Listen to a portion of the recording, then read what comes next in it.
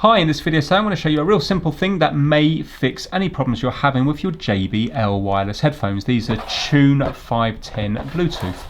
So the power button is this little round one just here. We need to make sure the headphones are off. So we're going to hold down the power button for a couple of seconds until the headphones turn off, like so.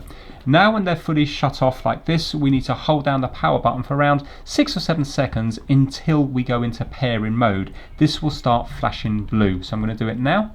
Holding it down, keep holding it.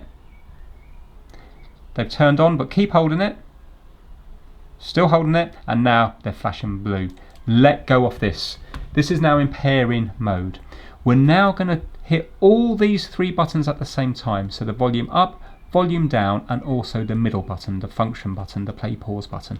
So we're going to hit all of them down, all 3 at the same time, and this will turn to pink, a pink purple colour. You ready?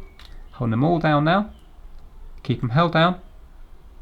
And there we go. Can you see now? I can let go of that. Can you see now it's gone to like a pinky purple colour? So that is it. We're now going to turn the headphones off.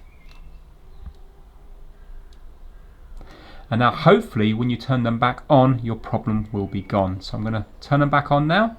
A couple of seconds. It's gone to solid blue. And now let me just go to my phone here. And let's see if it's synced back up automatically. So I'm just going to go to play. And there we go. I can hear the sound coming through here. And you can see volume down is working. Volume up is working. And pause and play. So there we go. If you're having problems with yours, try that. Hopefully that will fix your problem as well. If you've come up with a different solution to your problem, add it down to the comment section below, because hopefully you'll help other people out watching this video. Thanks for watching.